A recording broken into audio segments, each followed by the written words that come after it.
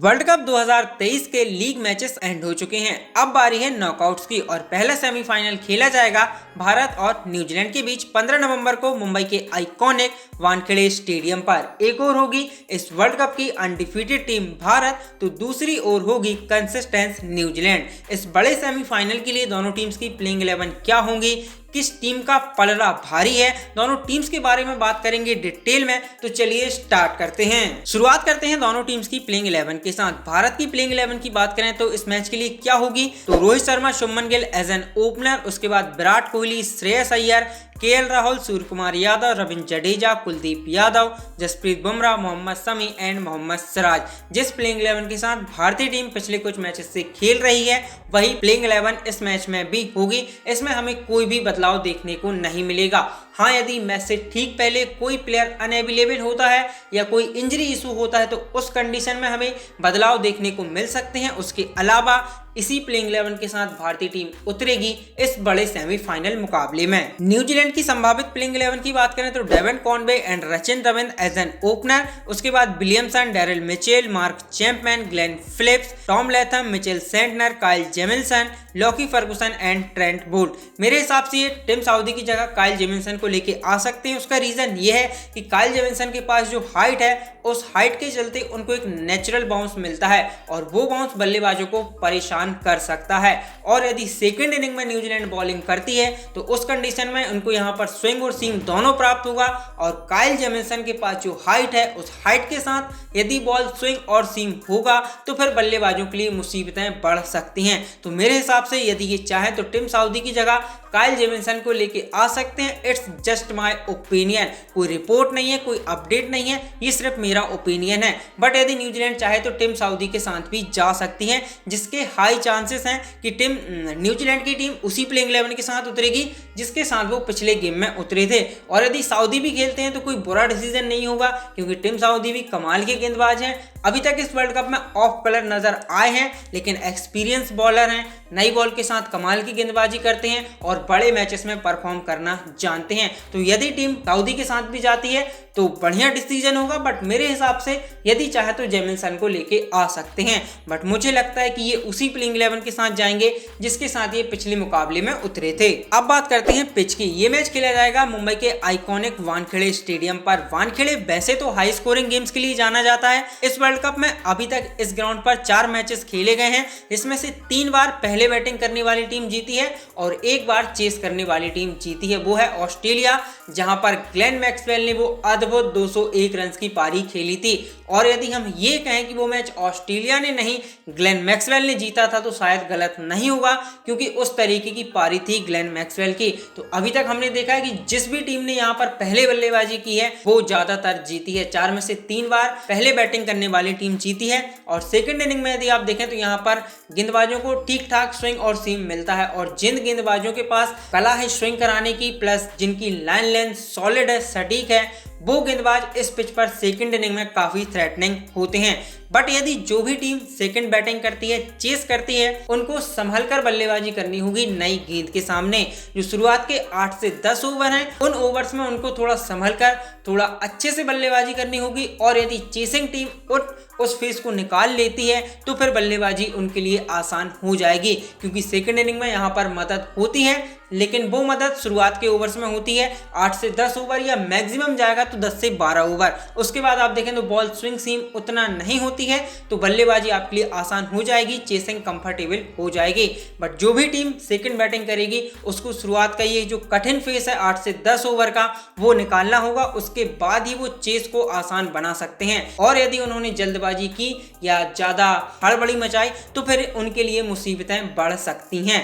तो ये उनको सिर्फ शुरुआत ओवर शुरुआत का फेज निकालना है, उसके बाद उनके लिए बल्लेबाजी आसान हो जाएगी। इसके बाद दोनों टीम्स के हेड टू हेड आंकड़ों की बात करें आईसीसी ओडीआई वर्ल्ड कप में तो 10 बार दोनों टीमें आमने सामने हुई हैं। 4 बार भारत जीता है, 5 बार न्यूजीलैंड जीता है और एक मैच ऐसा रहा जिसका नतीजा नहीं निकला। 2003 के वर्ल्ड कप के बाद पहली बार हमने न्यूजीलैंड को किसी आईसीसी मैच में हराया है, वो भी हमने इसी वर्ल्ड कप में 2023 के लीग मैच में हराया था। तो 20 साल बाद हमने न्यूजीलैंड को एक आईसीसी मैच में हराया है। और न्यूजीलैंड एक ऐसी ओपोजिशन है जिसने हमेशा भारतीय टीम को परेशान किया है आईसीसी इवेंट में। आप पीछे जाके देख सकते हैं 2019 का सेमीफाइनल, फिर उसके बाद 2021 का WTC final, 2016 T20 world cup, 2021 T20 world cup. तो न्यूजीलैंड एक वाहिद ऐसी टीम है जिसने हमें सबसे ज्यादा परेशान किया है ICC इवेंट में। बट यदि हम इस वर्ल्ड कप की बात करें तो भारतीय टीम कमाल की फॉर्म में है, कमाल की क्रिकेट खेल रही है। तो हम ये कह सकते हैं कि इस वर्ल्ड कप में भारतीय टीम का पलड़ा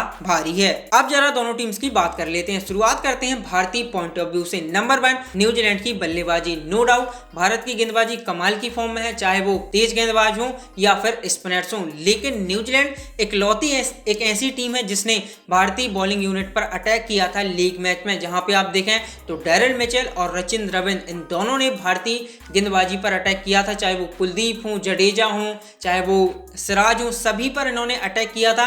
खास करके स्पिनर्स जो कि मिडिल ओवर्स में भारत की आप कहें तो विकेट टेकर ऑप्शन है, उन पर इन दोनों ने ठीक ठाक अटैक किया था और इनको अंडर प्रेशर लेके आए थे। तो न्यूजीलैंड इकलौती ऐसी टीम है जिसने भारतीय तेज गेंदबाजी को अंडर प्रेशर लाने का ट्राई किया था। नो डाउट वो मैच न्यूजीलैंड उस मैच को हार गई, लेकिन उनका इंटेंट क्लियर था कि भारतीय गेंदबाजी को हमें अंडर प्रेशर लाना है, तभी इस मुकाबले में हमारी पकड़ मजबूत होगी। तो भारतीय गेंदबाजों को इस मुकाबले में अपने एब्सोल्यूट बेस्ट में होना होगा न्यूजीलैंड के सामने, क्योंकि यदि इन्होंने गलती की तो न्यूजीलैंड की जो बल्लेबाजी यूनिट है वो उस चीज का भरपूर फायदा उठाएगी। Number 2 batting in initial stage. New Zealand के पास यदि आप देखें तो ट्रेंट बोल्ट और टिम साउदी के रूप में दो कमाल के न्यू बॉल बॉलर हैं। ये दोनों गेंदबाज आप देखें तो बॉल को स्विंग करा सकते हैं, दोनों तरफ सीम करा सकते हैं। तो नए गेंद के कमाल के गेंदबाज हैं और यदि पिच शुरुआती इनिशियल स्टेज में इनको कुछ ऑफर करती है तो फिर जो भारतीय बल्लेबाज हैं उनको इन्हें संभल कर खेलना होगा। शुरुआत के जो ओवर्स हैं वो इन्हें थोड़े शांत तरीके से निकालने होंगे, अच्छे से टैकल करना होगा। और एक बार भारतीय बल्लेबाजी उस फेज को पार कर लेती है तो फिर इनके लिए बल्लेबाजी आसान हो जाएगी। लेकिन जो शुरुआत का जो फेज है वो इन्हें थोड़ा संभल कर और केयरफुली निकालना होगा, यदि पिच में इनके लिए मदद होती है। और जैसे ही वो फेज निकल जाएगा तो फिर भारत के लिए बल्लेबाजी आसान हो जाएगी। अब बात करते हैं न्यूजीलैंड के पॉइंट ऑफ व्यू से। तो नंबर 1 भारतीय गेंदबाजी। Indian bowling attack is one of the best attack in the world currently. चाहे आप नई गेंद की बात करें, आप मिडिल ओवर्स की बात करें या डेथ ओवर्स की बात करें, भारतीय टीम के सभी बेसिस कवर हैं। सो न्यूजीलैंड की जो बैटिंग यूनिट है, जो बल्लेबाजी क्रम है, उस बल्लेबाजी क्रम को अपने वेरी एब्सोल्यूट बेस्ट में होना होगा जब वो इस भारतीय बॉलिंग अटैक को फेस करेंगे। यदि उन्होंने थोड़ी सी भी कहीं भी कमी रखी तो फिर न्यूजीलैंड को इसका खामियाजा भुगतना पड़ेगा। नंबर 2 भारतीय टीम के टॉप 3 बल्लेबाज। इस वर्ल्ड कप में आप देखें तो लगभग हर एक मैच में भारत के टॉप 3 बल्लेबाजों में से किसी एक ने नहीं तो किसी दो ने बड़ी पारियां खेली हैं, जिसके चलते जो मिडिल ऑर्डर है भारतीय टीम का उस पर उतना प्रेशर नहीं आया है और उनकी जॉब आप देखें तो ईजी रही है। तो अभी तक हर एक मैच में भारत के जो टॉप 3 हैं उनमें से किसी ना किसी ने बड़े रन्स किए हैं, जिसके चलते मिडिल ऑर्डर पर प्रेशर नहीं आया। तो न्यूजीलैंड चाहेगी कि जो भारत के जो टॉप 3 बल्लेबाज हैं उन्हें इस मैच में रोका जाए, उन्हें जल्द से जल्द पवेलियन भेजा जाए, ताकि इस मैच में उनकी जो पकड़ है वो मजबूत हो। क्योंकि यदि वो इनको जल्दी आउट करने में सफल होंगे तो फिर मिडिल ऑर्डर पर प्रेशर आएगा, जो प्रेशर अभी तक लीग स्टेज के किसी भी मैच में नहीं आया है। आप एक ऑस्ट्रेलिया वाला गेम निकालते जहां हमने 2 पर 3 विकेट खो दिए थे, उसके अलावा किसी मैच में भी आप देखें तो भारतीय बल्लेबाजी के जो मिडिल ऑर्डर है उस पर उतना प्रेशर नहीं आया है। टॉप ऑर्डर ने हमेशा आप देखें तो एक बढ़िया न्यू बना के दी है मिडिल ऑर्डर को। बट न्यूजीलैंड चाहेगी कि टॉप जो 3 बल्लेबाज हैं उनको जल्दी पवेलियन भेजा जाए और मिडिल ऑर्डर पर वो प्रेशर डाला जाए, जो इस वर्ल्ड कप में अभी तक नहीं आया है। अब चलते हैं इस मैच की प्रेडिक्शंस की ओर कि मेरी प्रेडिक्शन क्या है इस मैच के लिए। तो नंबर 1 डैरेल मिचेल और केन विलियमसन, ये दोनों मिलकर इस मैच में 90 और 90 से ज्यादा रन बनाएंगे। नंबर 2 दोनों टीम्स मिलकर इस मैच में 16 और 16 से ज्यादा सक्सेस लगाएंगी। नंबर 3 इंडिया के जो टॉप 3 बल्लेबाज हैं उनमें से कोई एक इस मैच में बड़ा स्कोर करेगा। And number 4 last but not the least India to won the match. जी हां दोस्तों, भारतीय टीम इस मैच को जीतेगी और ओडीआई वर्ल्ड कप 2023 के फाइनल में अपनी जगह पक्की करेगी। आप लोगों को क्या लगता है कमेंट सेक्शन में अपनी राय जरूर दें। साथ ही इस बड़े सेमीफाइनल मुकाबले के लिए दोनों टीम्स की प्लेइंग 11 क्या होगी वो भी कमेंट सेक्शन में जरूर बताइएगा। सो आज के लिए इतना ही दोस्तों। आई होप आप लोगों को वीडियो पसंद आया होगा। यदि पसंद आया है तो लाइक करें, अपने दोस्तों के साथ शेयर करें एंड यदि चैनल पर पहली बार आए हैं तो सब्सक्राइब करना ना भूलें। बाकी मैं मिलता हूं अगले नए वीडियो में, तब तक के लिए bye bye, take care, thank you so much.